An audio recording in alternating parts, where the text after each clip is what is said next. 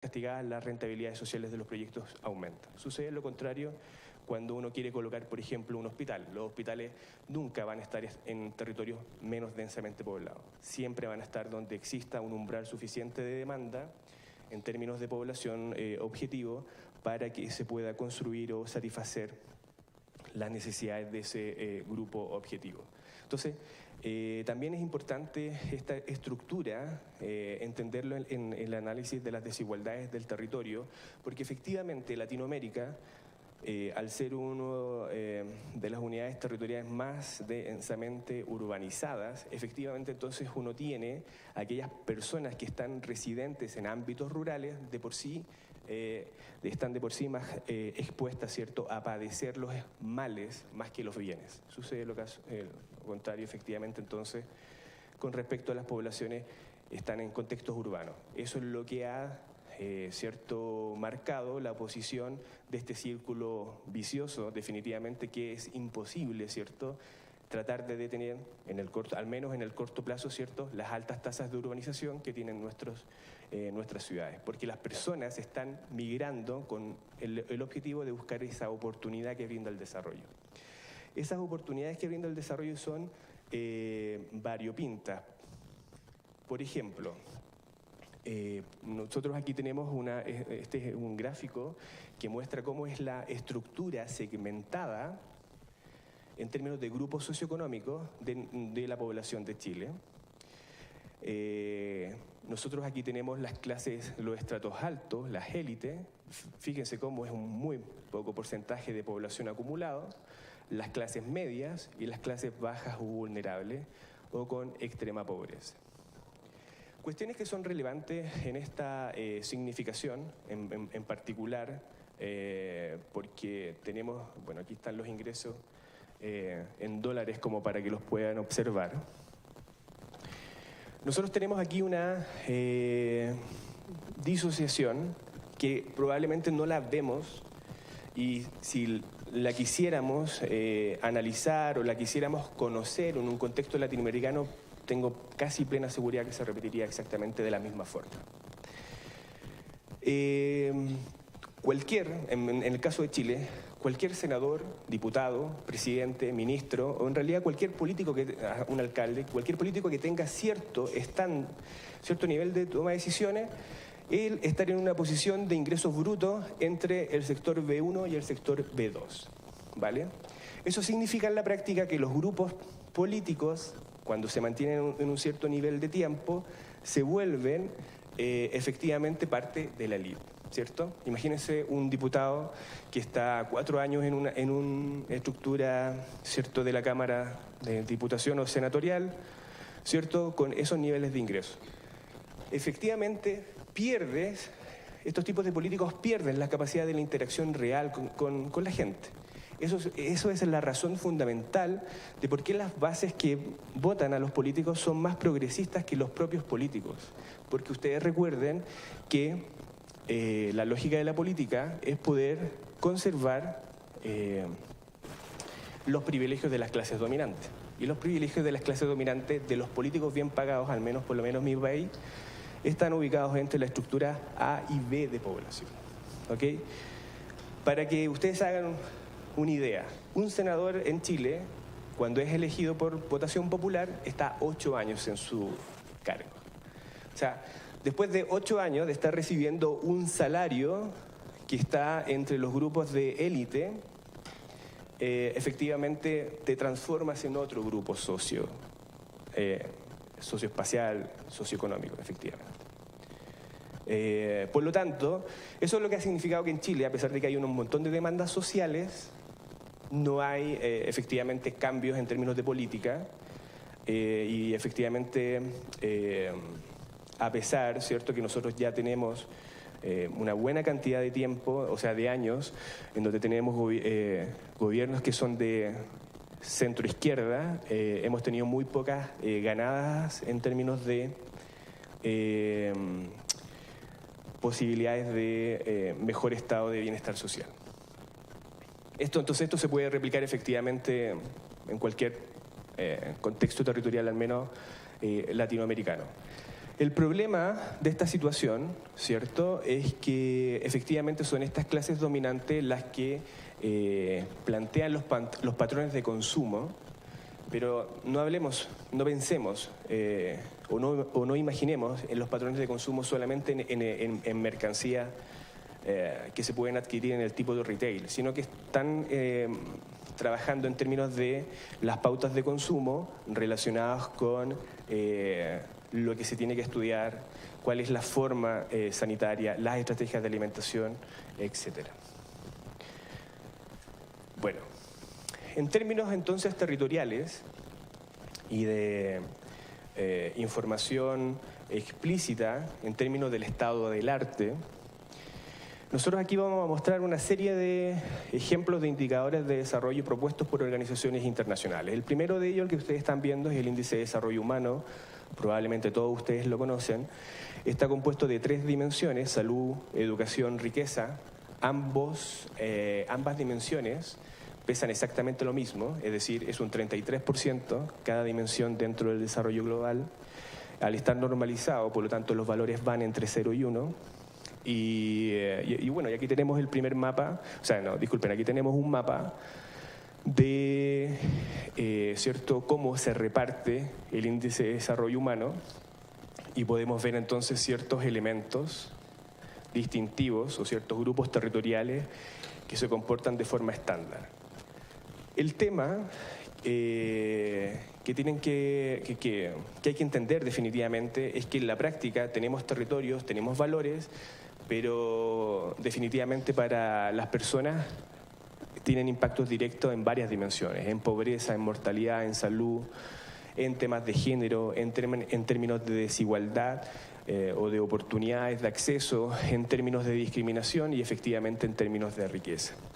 Por ejemplo, que una de las cuestiones que es súper relevante, cuando uno analiza históricamente los estudios de desigualdad del territorio, uno podría casi imputar altos porcentajes de declaración de población indígena en los territorios, están casi predestinados a ser altos porcentajes de poblaciones en territorio que presentan connotaciones negativas o vulnerables. Cuando en la práctica, por ejemplo, hay algunas estructuras socioespaciales, en particular indígenas, que en un contexto de riqueza tienen menores ingresos, pero probablemente en un contexto de calidad de vida tienen mejores niveles. En términos de calidad de vida tienen mejores niveles para la subsistencia. Es decir, ahora en Latinoamérica está el concepto de la soberanía alimentaria. Probablemente los grupos indígenas están mucho mejor preparados que nosotros los típicos citadinos para esos eventos. Vale. Entonces, bueno, en honor al tiempo voy a avanzar. Si después hay una pregunta la podemos aclarar. Otro ejemplo, que es el que ustedes pueden ver acá, que son los 17 Objetivos de Desarrollo Sostenible. Hay un buen informe, más adelante, en la próxima diapositiva les voy a mostrar para que lo lean, lo descarguen. Aquí, por ejemplo, se ve el reparto o las diferencias territoriales en términos de ingreso nacional bruto en un contexto americano. Efectivamente, entonces, podríamos posicionar el lugar en donde está, ¿cierto?, el territorio, y efectivamente entonces desde ahí poder analizar las bondades o las dificultades que brinda el desarrollo. Este libro que acaba de salir publicado, que es el Atlas de la sustentabilidad de las metas de desarrollo sostenible, lo elaboró el Banco Mundial, y tiene de las 17 dimensiones repartidas en términos de espacio, diferencias, y probablemente una de las grandes conclusiones, ¿cierto?, que uno puede tener al momento de terminar de leer el libro es que en la práctica los patrones de desigualdad territorial, si bien se podrían entender casi como homogéneos en términos de territorio, si uno ve al interior de cada una de las grandes agrupaciones con las cuales se han definido el sistema, ¿cierto?, político, administrativo, terrestre, hay diferencias importantes y significativas al interior de esos territorios.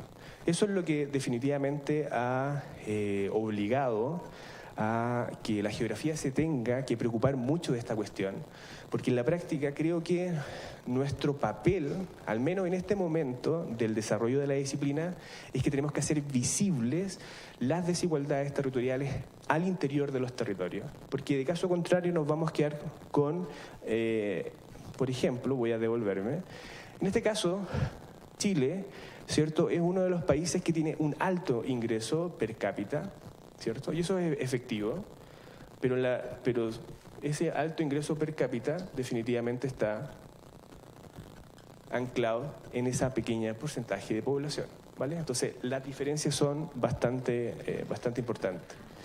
Nosotros tenemos que tratar de hacer visibles las diferencias en el interior de los territorios, probablemente, ¿cierto?, con un contexto de desarrollo de infraestructuras de datos espaciales, en donde al menos tengamos unidades, sí, traten de imaginar tener a disposición todas las unidades político-administrativas de Latinoamérica. Poder realizar estos análisis sería bastante importante. Creo que es una de las tareas pendientes que tiene nuestra disciplina. Creo que el aporte ahí es totalmente directo y definitivamente fundamental. El tercer set de indicadores que les tengo que mostrar no tiene todavía una perspectiva espacial. El Centro Latinoamericano para el Desarrollo Rural, que se llama RIMIS, está trabajando en poder construir sus cartografías, sus atlas. Se han encontrado con al parecer con la complicación de tener que este set de indicadores que proponen tengan homogeneidad en términos de representación para contextos territoriales, pero quiero que puedan visualizar que se vuelven a repetir ciertas dimensiones, por ejemplo, salud, economía, seguridad ciudadana, igualdad de género, ingresos o pobreza o dimensión de educación. Es decir, son preocupaciones transversales en un contexto latinoamericano. Y estas merecen definitivamente seguimiento, porque a partir de esta posibilidad podríamos tener sin mayores inconvenientes ciertos resultados en donde podamos analizar tipos de territorio. Además, ¿cierto?, en términos de desigualdades territoriales hay que tomar en consideración que no podemos ser tan simplistas como para poder comparar el valor de un indicador a partir solamente de la pertenencia a una unidad político-administrativa determinada. Por ejemplo, un indicador, estoy inventando, pero por ejemplo, un 8% de pobreza en un contexto urbano es distinto que un 16% de pobreza en un contexto rural, ¿ya? Si nosotros quisiéramos comparar los indicadores brutos, 8 y 16, efectivamente podríamos calcular perfectamente la brecha. Pero en la práctica, ¿cierto?, los volúmenes totales de población son totalmente distintos, y en la práctica hay que tomar en consideración la dimensión de que las oportunidades que brinda el desarrollo son diferenciadas dependiendo de esta estructura o esta localización. Entonces, aquí hay un gráfico que viene desde el mundo de la teoría de las desigualdades sociales en salud, la teoría de los determinantes sociales de la salud, determinantes estructurales, determinantes intermedios, algo que durante los últimos 10 años ha calado de forma importante en el estado del arte. Lo que ustedes pueden observar es que hay prácticamente una sentencia muy importante. No da lo mismo el lugar en que se nace, se vive o trabaja, ¿vale? Dependiendo de esas condiciones es en donde nosotros, es definitivamente el potencial sobre el cual nosotros podríamos tratar de alcanzar niveles de condiciones de calidad de vida relativamente óptimos. En la práctica, de verdad, como dice aquí en la diapositiva, la desigualdad configura patrones y formas territoriales concretas que implican diferencias importantes en las oportunidades de cada persona según su ubicación. Esto es fundamental por varias razones. La primera la gran mayoría de los proyectos que tienen inversiones públicas se construyen a partir del privilegio o el beneficio de la mayor cantidad de personas posible, lo que se conoce entonces como rentabilidad social. Efectivamente, la rentabilidad social tiene que intentar estar coordinada con la rentabilidad económica de los proyectos. Y entonces, definitivamente, la conjugación de esas dos variables, rentabilidad social y rentabilidad económica de los proyectos, hace definitivamente que, en términos de jerarquía, capitales nacionales, áreas metropolitanas, ciudades intermedias, esas son las tres grandes unidades territoriales beneficiarias de los grandes complejos, por ejemplo, instalación de universidades, instalación de colegios, instalación de hospitales, instalación de laboratorios médicos que permiten realizar exámenes clínicos, etc. ¿Ok? Y entonces también hay que tomar en consideración dos situaciones que son importantes.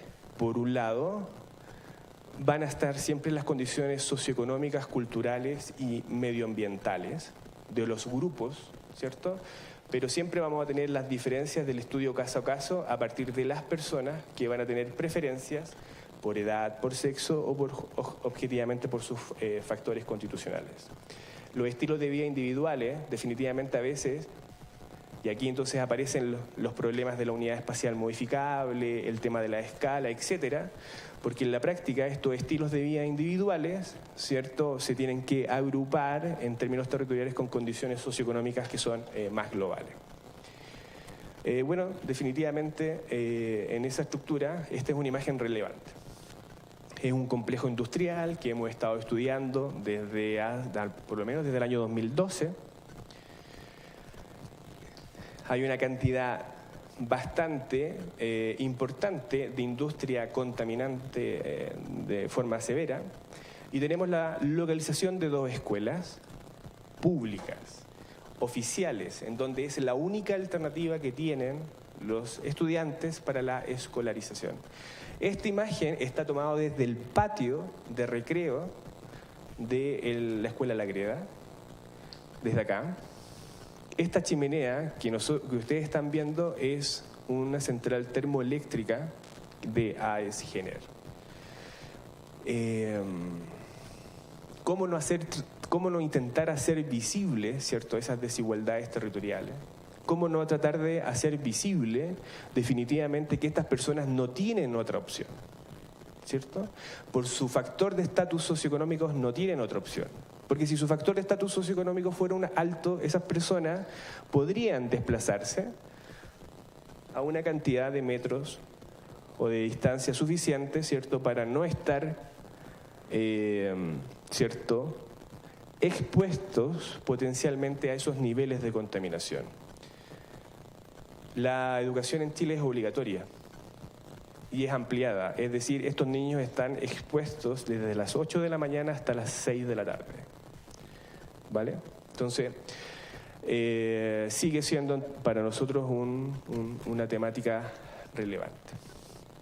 Aquí hay una imagen que definitivamente trata de, bueno, a partir de los postulados del doctor Moreno Jiménez, ¿cierto?, con un texto que denominó Justicia Ambiental, del concepto a la aplicación de análisis de políticas y planificación territorial, el concepto de proporcionalidad de los grupos sociales es fundamental. ¿Ya? Eso es importante. La proporcionalidad es lo que determina definitivamente si uno puede analizar, o sea, si uno puede analizar desde el punto de vista desde la desigualdad o operativamente se salta.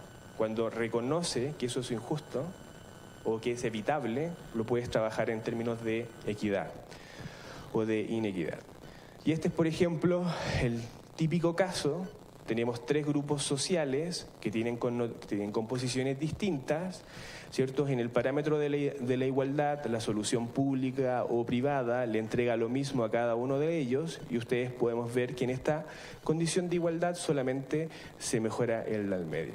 En el contexto de la equidad, definitivamente es poder redistribuir lo que existe en términos de opciones que brinda el desarrollo para que todos al menos tengan el mismo estándar. Está la discusión entre lo que es la desigualdad o la equidad vertical u horizontal. Y entonces, en términos concretos, la proporcionalidad es bastante importante, y uno tiene que tratar de analizar las cuestiones bajo o sea, como está en este esquema, ¿cierto? Que ojalá lo ideal fuera que si algo bueno o malo, proporcionalmente estuviera, ¿cierto?, afectando o beneficiando a igual cantidad de población de los distintos grupos socioeconómicos que están en un territorio. Bueno, el contexto de las tecnologías de la información geográfica, al menos desde el año 2000 en adelante, ¿cierto?, ya ha superado, ¿cierto?, ese bache que tuvimos a partir de la geografía radical, que trató de instalar el tema de que, por ejemplo, con métodos cuantitativos no se podía medir o evaluar de forma concreta cuestiones como problemas medioambientales, cuestiones como injusticias sociales, etcétera. Hemos tenido la posibilidad de una gran masificación de los sistemas de información geográfica. Esta masificación vino a partir de, efectivamente, de haber bajado los precios del hardware y algo menos el software, dependiendo de las estrategias comerciales de casas como Esri, por ejemplo. Luego, el SIC privativo entonces se instala en la mayor parte de las organizaciones públicas y privadas, pero se llegó a la idea ¿cierto?, se llegó a la conclusión de que cuando uno tenía un proyecto que trataba de trabajar o sea, a favor del desarrollo, era casi impresentable que el 60, o entre el 50 y el 60% del proyecto fuera a financiar definitivamente un software privativo.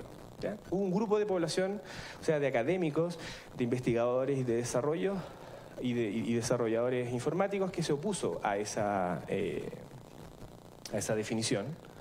Y entonces se empieza a construir colaborativamente sistemas de información geográfico, que es el software libre, y al día de hoy estamos en la mejor de las posiciones.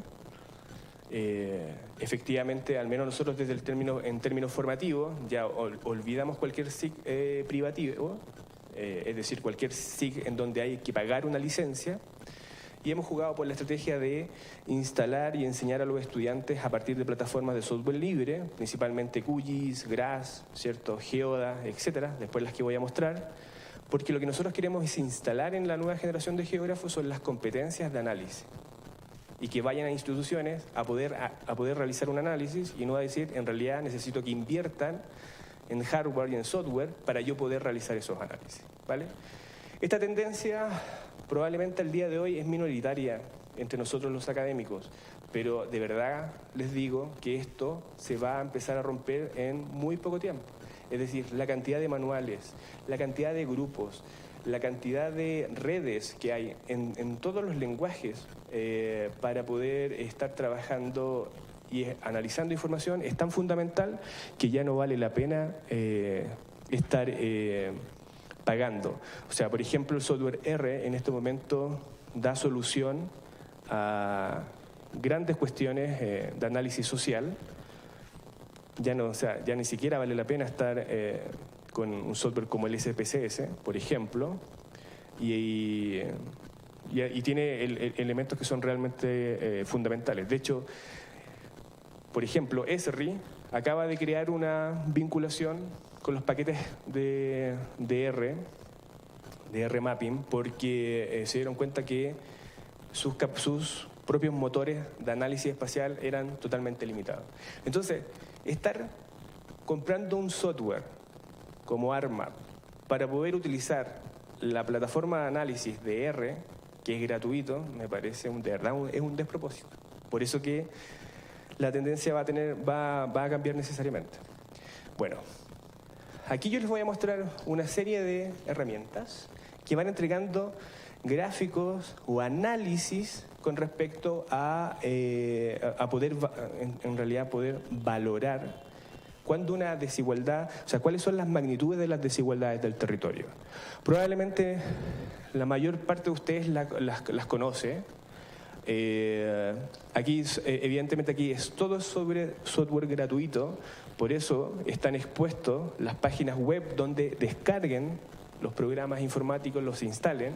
Muchos de ellos tienen manuales en español. Por ejemplo, Filcarto, que es francés, tiene interfaz de usuario desde, bueno, evidentemente desde el propio francés, pero el inglés, el ruso, el español, etcétera. O sea, no hay limitaciones de idioma. Bueno, QGIS, evidentemente bien, Geoda se entiende bien, es el GeoGebs segregación. Tiene la posibilidad de, a pesar de que ahora al parecer no funciona muy bien en los últimos Windows, lo interesante de esta plataforma y de este grupo de investigación es que calcularon probablemente unos 35 formas distintas de calcular segregación. Y ellos entregan la fórmula y por lo tanto se pueden reconstruir perfectamente en hojas de planillas de cálculo Excel, por ejemplo, si les gusta la ofimática, o R si ya están más avanzados. Disculpen, OpenAir, que tiene una batería de producción de gráficos interactivos, que también les voy a mostrar dónde pueden complementar de mejor calidad gráficos en R, que probablemente era una de las limitantes al día hasta hace probablemente un año. Bueno, por ejemplo, aquí nosotros tenemos el Geoda y la posibilidad bastante sencilla de acceder al software Geoda y en el menú de exploración la construcción de los boxplot para cada una de las variables de análisis, y en donde entonces uno puede reconocer, ¿cierto?, cómo se reparten los valores entre los cuartiles y efectivamente entonces uno puede seleccionar el grupo de territorios, se ilumina la información. Entonces puedo ahí reconocer dónde están los territorios que están en ventajas o en desventajas. Entendiendo en la práctica, ¿cierto?, que una de las cuestiones relevantes que hay que poder entender es el sentido de la variable, es decir, si los valores máximos son deseados o indeseados, ¿cierto?, para poder realizar las correctas interpretaciones. En la práctica, ¿cierto?, cuando uno puede tener esta serie de indicadores, sabe al mismo tiempo qué indicador presenta mayor brecha de desigualdad, es decir, mayor diferencia entre la unidad espacial que presenta el menor valor y la unidad espacial que presenta el mayor valor. Efectivamente, cuando uno está en presencia de brechas territoriales amplias, efectivamente es un indicador que hay que prestarle atención y por lo tanto reconocer su patrón territorial es fundamental. En este caso, nosotros tenemos el porcentaje de pobreza y en términos bastante claros, ¿cierto? Los valores que tienen, que están más castigados, estarían, ¿cierto?, en un contexto de territorios que están fuertemente vinculados a poblaciones indígenas en nuestro país. Eso es la región de la Araucanía, sobre la cual hemos estado trabajando los últimos 2 años.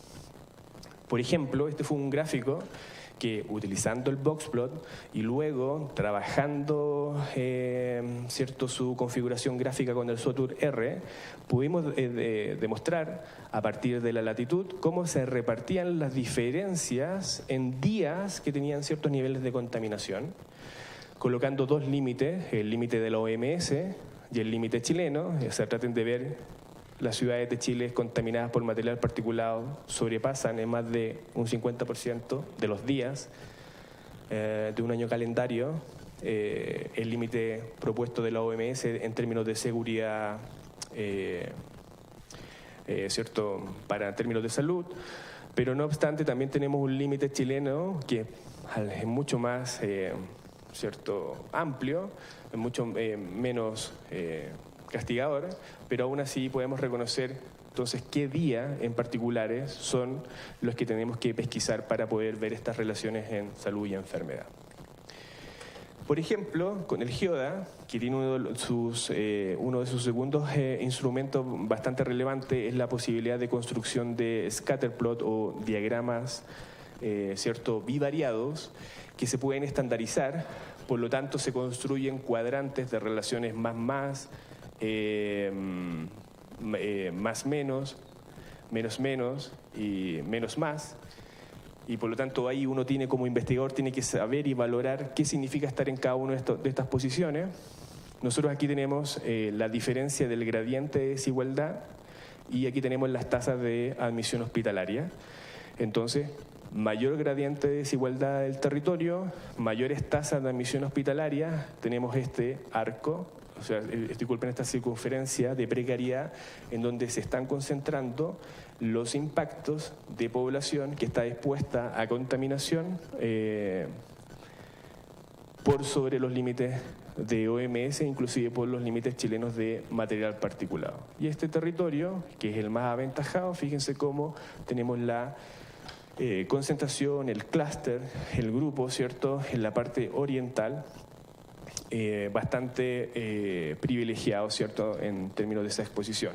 La razón es una razón que es física. Tenemos acá la cordillera de los Andes, esto es un valle, aquí tenemos una cordillera de la costa, o sea, es una cordillera más pequeña. La producción de contaminación durante el día se traslada hacia el sector occidental de la ciudad producto del viento que baja durante la noche, desde cordillera hacia valle, arrastrando la masa de material particulado hacia este sector de acá. También tenemos estilos de vida, ¿cierto?, asociados a chimeneas, a quema o a calefacción central de casas por humo de leña, que hacen que efectivamente entonces los que menos producen contaminación son los más expuestos por condiciones ambientales. Bueno, por ejemplo, nosotros acabamos de salir en la prensa nacional hace muy poco porque pudimos identificar las 14 comunas, esto es un diario de circulación nacional, y tuvimos la posibilidad de demostrarles a las personas que definitivamente la contaminación y los efectos directos en la salud no eran tan aleatorios como uno podría imaginar, sino que siguen un patrón bastante concentrado. De ahí hemos tenido elementos bastante relevantes porque, o sea, traten de imaginar aquí, vean lo que significa vivir en un valle de contaminación, de exposición a contaminación. Aquellas personas que tienen acceso a servicios sanitarios o a mejor cierto sistema inmunológico, efectivamente son las más aventajadas y por lo tanto los grupos poblacionales más desventajados son aquellos que están en mayor castigo o están padeciendo mayores tasas de admisiones hospitalarias.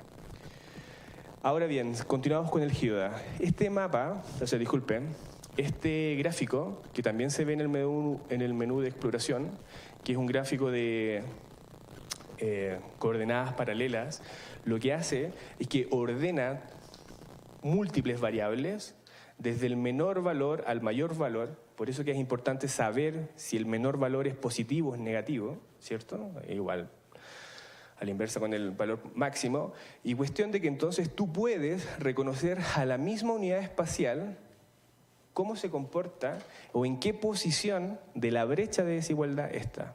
Y por lo tanto te permite a priori, con un nivel de exploración bastante interesante, poder saber qué variables, al tener mayores niveles de variabilidad, podrían explicar de mejor forma, ¿cierto?, análisis de desigualdad que otras variables que, al ser más homogéneas, hacen menos diferencias intragrupos, ¿ya?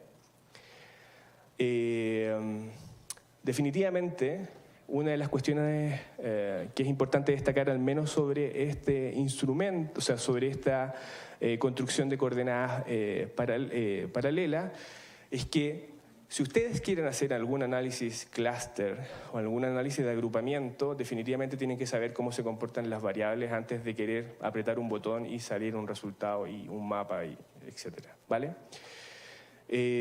Porque probablemente, o sea, lo que uno trata de ver, al menos en la construcción de grupos, ¿cierto? Al menos si, por ejemplo, utilizaran el algoritmo más sencillo, que es el de K-media, lo que ustedes están buscando es homogeneidad interna en el grupo, pero diferencias entre grupos. Entonces, si una variable tiene menos diferencia entre mínimos y máximos, efectivamente, entonces, aporta poco a esa discusión, ¿no? Entonces, debiera de buscar, ¿cierto?, variables que tienen comportamientos mucho más heterogéneos para ver si en estos valores heterogéneos podemos construir grupos que cumplan con la condición de ser homogéneos al interior del grupo y totalmente diferentes si los comparo entre grupos, ¿vale? Entonces, por eso que las medidas de posición y dispersión definitivamente son fundamentales. Y es por eso, entonces, que ahora me salto al software QGIS y dentro de sus herramientas, que es un complemento que hay que instalar, lo pudieron trabajar aquellos colegas y estudiantes que asistieron al taller número 1 del día lunes. Este plugin que se llama Statist entrega todas las medidas de posición y de dispersión espacial de una buena vez para poder tener todo a disposición para poder realizar un análisis. Entrega aquellos elementos, o sea, entrega el valor de cuántas unidades territoriales tienen valor, cuántos de ellos son valores únicos, cuál es el valor mínimo, cuál es el valor máximo y el rango. El rango es la primera medida de brecha. Ahí lo que uno tiene que saber, lo que separa lo mínimo de lo máximo o lo máximo de lo mínimo es deseado o indeseado. Si tiene un umbral sobre el cual hay que trabajar o incorporar o tratarse de fijar en ciertos grupos territoriales objetivos. Luego tenemos las medidas de posición promedio y mediana, que por ejemplo, estamos con una variable de pobreza para el área metropolitana de Santiago, que aquí nos dice que la mediana está en el 10.85% de población pobre al interior de un territorio. Ese indicador a nosotros nos permite decir, por ejemplo, que me podría preocupar inmediatamente de todos aquellos territorios que están sobre ese 50%. Y los transformo inmediatamente en mi grupo objetivo, priorizando las intervenciones sociales. Otra cuestión relevante, tenemos la medida de desviación estándar. Entonces, a este promedio 10.7, tú le sumas la medida de posición de desviación estándar, que es 5, hacen, por ejemplo, 16, aquí tendría más 1 desviación estándar. Entonces, por lo tanto, si quiero precisar mejor el análisis, me podría preocupar de aquellas variables o unidades territoriales que están en una posición más 2 de desviación estándar. ¿Por qué? Porque están más afuera, están más castigadas que el contexto global de información. Y aquí hay otra cuestión relevante. El coeficiente de variación, que se puede interpretar de 3 formas distintas.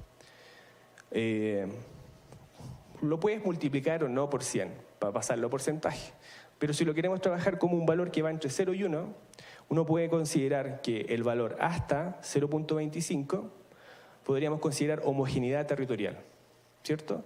Desde 0.25 a 0.50 ya nosotros encontramos estructuras de desigualdad del territorio, y valores sobre 0.50 ya tenemos elementos que están atentando contra la cohesión social o con la cohesión territorial, ¿vale? Esas serían como las 3 medidas de valoración. Y entonces, en este contexto, que estoy en un indicador que a partir de sus valores mínimos y máximos y su comportamiento, podemos afirmar que para este año, o sea, para el año en que se capturó el porcentaje de pobreza, tenemos serias dificultades con respecto a la cohesión social es porque efectivamente tenemos un grupo que está casi sobre un 30%, o sea, un grupo territorial que está casi con un 30% de población, mientras tenemos un grupo territorial en donde apenas tiene un 0.1% de población, ¿vale? Entonces, efectivamente, las desigualdades y la falta de cohesión, a partir de ese indicador, se puede defender al menos bastante bien desde el punto de vista cuantitativo. Y todo esto se puede ejecutar, todo esto se puede realizar a partir de este complemento, ¿ya? Medidas de posición y medidas de dispersión. Al mismo tiempo, la manifestación de cómo se comporta la variable, el histograma de la variable, y entonces tengo todo a mi favor para empezar a analizar, que es lo relevante al momento en términos de análisis de desigualdades del territorio. Aquí tenemos otro complemento, que también es del software QGIS. Se accede en el menú vectorial, en las herramientas de análisis, que hay un montón. Ustedes pueden, con el software QGIS, aquellos que no lo conocen, ustedes pueden cargar cualquier complemento. O sea, probablemente lo que ustedes están pensando hacer, otro ya lo pensó y tuvo habilidades informáticas para construir el algoritmo o el plugin necesario para instalarlo. Por lo tanto, en la instalación de los complementos fundamentales, este es un software, eso es un GIS, ¿cierto?, que es bastante potente. Con la herramienta de análisis de vecinos más cercano, fíjese cómo uno puede interpretar las diferencias entre la distancia media observada y la esperada para poder saber si mi patrón de puntos que tienen valores se comportan de forma aleatoria, si ese valor está cercano a 1, forma regular si está en torno al 0.5 o de forma agregada o concentrada si está en torno al 0, ¿ya? En términos de estas dos diferencias de distancia. En este caso, que nosotros estábamos trabajando en un ejemplo que vimos en el taller, con personas con problemas de salud, eran aleatorias, es decir, con esa situación no se podía imputar de que las personas tenían problemas de salud dependiendo de o percepción de problemas de salud dependiendo de su localización. También esta misma herramienta de QGIS permite realizar un análisis cuantitativo. Esta es una herramienta que se accede a partir del menú vectorial, herramienta de análisis punto de polígono. Realizo conteos a partir de análisis de cuadrante y, por lo tanto, eligiendo una unidad territorial con un tamaño, ¿cierto?, considerado factible de reconocimiento, puedo saber cómo el fenómeno se reparte. Y de esta forma puedo saber cuántos fenómenos están al interior de una unidad regular y puedo realizar las diferencias entre aquellos que tienen más versus los que tienen menos. Aquí la única precaución que deben de tener es que el tamaño del cuadrante es altamente sensible para los análisis y por lo tanto ustedes deben de tener una reflexión sobre esa situación. En la práctica, ¿cómo eligen el lado de un cuadrante? Aplicando la fórmula que es la raíz cuadrada de 2 multiplicado por el área de tu estudio dividido por el número de puntos que tuviste la posibilidad de capturar o número de puntos que tienes información. Y si quieres ver el análisis de la desigualdad en términos cualitativos, puedes construir mapas de calor y en donde el resultado concreto es saber dónde hay más, dónde hay menos con respecto al fenómeno esperado. Descansa sobre el algoritmo kernel, ¿cierto?, estadísticos de kernel, y por lo tanto entonces muestra la frecuencia diferenciada de un evento, pero no puedo valorar cuantitativamente los números, sino que solamente lo puedo realizar desde el punto de vista cualitativo, es decir, más o menos, ¿ya? Donde hay más, donde hay menos. Este es el software Phil Carto. Interesantísimo. Fíjense cómo tengo las posibilidades de construir análisis univariado, es decir, tengo el histograma, veo cómo las unidades territoriales participan al interior de ese histograma y construyo un mapa con distribución espacial dependiendo de una paleta de semáforo tipo semáforo, es decir, colores rojos negativos, colores verdes positivos. Entonces, mezclo la estructura de la visualización con respecto a los propios valores. En el análisis bivariado de Fil-Cartó, lo que uno puede realizar es seleccionar aquellas unidades territoriales sobre las cuales las diferencias ¿cierto? Al interior de los territorios están de forma más significativamente complicada. En el análisis multivariado, que también lo tiene, entrega cómo cada uno de los grupos se compone con valores negativos o positivos, ¿cierto? Y puedo establecer hasta clasificación automática de 9 grupos y ahí uno tiene que analizar sobre cuál cantidad de grupos me explica la relación máxima homogeneidad interna, máxima desigualdad entre grupos, ¿ya? Y finalmente permite realizar estos patrones ¿cierto? de unión del territorio a partir de valores relativamente sencillos, o sea, valores similares, disculpen.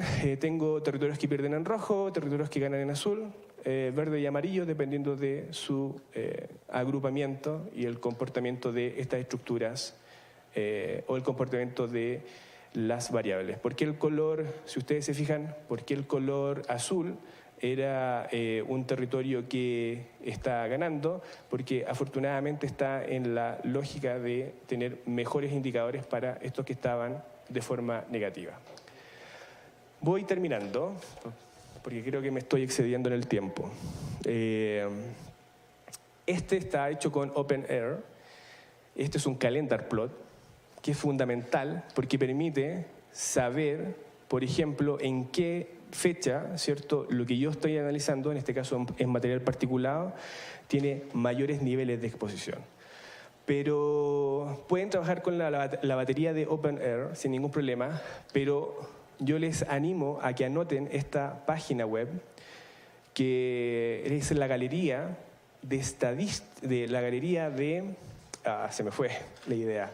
En la galería de gráficos para R con una calidad profesional envidiable, ¿ya?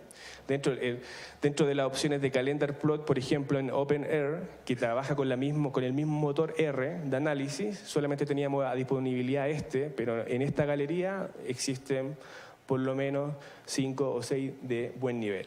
La posibilidad de construir gráficos de mapas con R a partir de esta galería es absolutamente real, sencilla, y lo más relevante que les podría decir sobre esta galería es que si ustedes reemplazan solamente sus datos y no tienen que modificar ni líneas de comando de color, anchura, ¿cierto? Etcétera, el gráfico se produce de forma automática.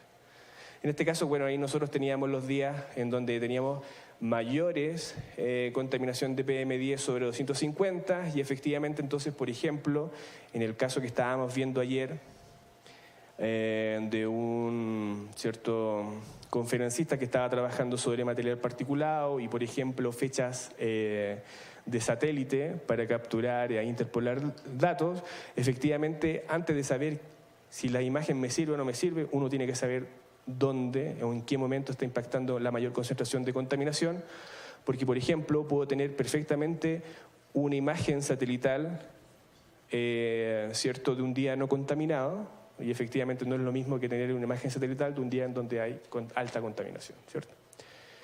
Finalmente, el geosegregation, que les comenté, no funciona en sistemas Windows modernos, pero tiene la batería de cálculo, ¿cierto?, de todos los indicadores. En este caso, nosotros con el doctor Santiago Linares hemos estado discutiendo, ¿cierto?, sobre el índice multigrupo y índice de entropía, donde se calculan a partir de... Aquí, por ejemplo, hay 3 grupos. La proporcionalidad de esos grupos y los logaritmos de esos grupos hacen o intentan analizar, ¿cierto?, el valor el valor de entropía que tienen al interior de las unidades territoriales. Pero lo relevante en la práctica no es esto, no es el valor H, sino que definitivamente es el porcentaje de redistribución. Se nota poco definitivamente ahí en el gráfico, pero hay que entender lo siguiente. Opera de esta siguiente lógica en términos de proporcionalidad. Si yo tengo, por ejemplo, un grupo castigado con 45%, luego 11, 20, creo que dice 14 y finalmente sale 8, yo comparo esta proporción con el óptimo, que es el de 20%. Y esa diferencia, en absoluto, se suman para cada uno de los grupos, se divide por 2 y obtengo el valor de porcentaje de distribución.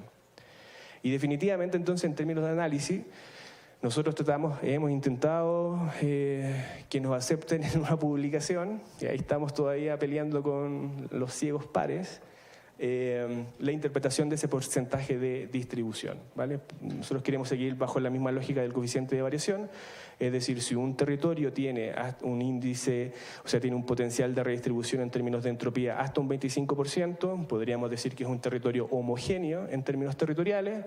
Desde un 25 a un 50 existen elementos de desigualdad que hay que tratar de corregir, pero si tú estás sobre un 50% ya puedes prejuzgar normativamente que son territorios que tienen fuertes señales de inequidad territorial.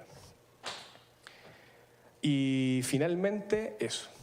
Estos libros están a disposición, de hecho vamos a presentar probablemente hoy día en la tarde uno de estos.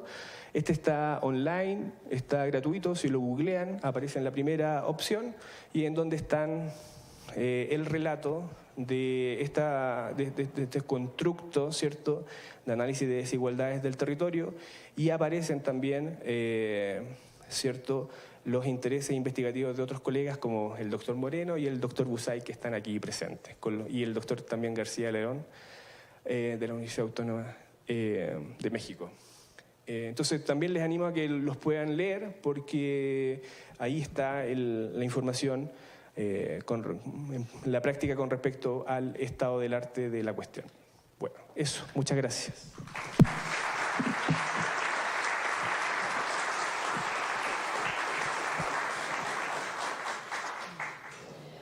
Bueno, si tienen alguna pregunta, alguna consulta para el profesor.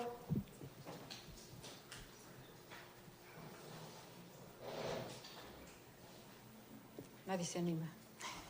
Bueno, nosotros queremos agradecer al profesor por esta magnífica exposición. Como ven, nos han dado un abanico de posibilidades que nosotros podemos utilizar con nuestros datos, con nuestra información, y que podemos, sobre todo, brindar herramientas a los tomadores de decisiones, que es justamente lo que ayer hablaban en las conferencias, que nos van a servir para hacer el bien.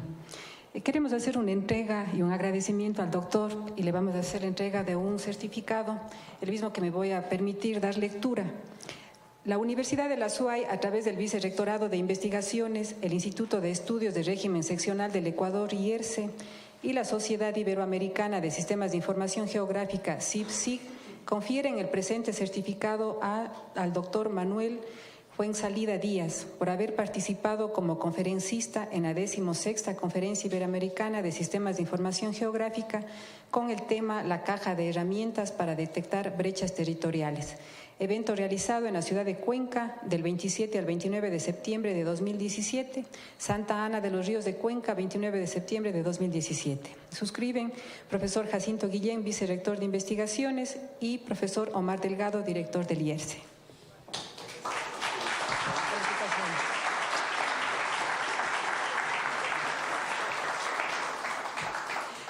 Muchas gracias por su asistencia. Queremos invitarles a que por favor se sirvan este momento un cafecito. Vamos a hacer un receso para posteriormente continuar con las conferencias que van a hacer en la sala 1 y en la sala 2 de posgrados. Esta es la sala 1. Muchas gracias.